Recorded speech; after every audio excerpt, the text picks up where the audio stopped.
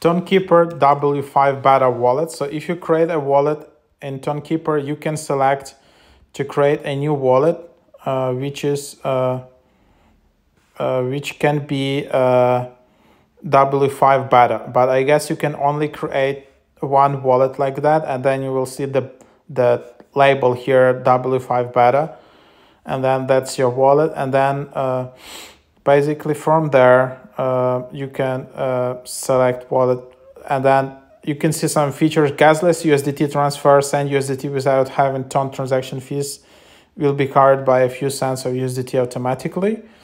Reduced blockchain fees, minus 25% blockchain fees, lower gas costs compared to version 4, up to 255 operations in one transaction.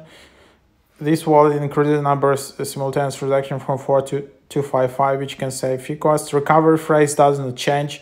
All the accounts and W5 use the same recovery phrase when restoring accounts on a new device.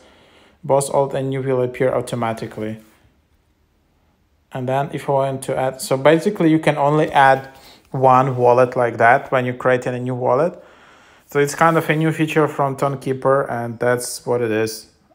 On a interface, it doesn't look any different.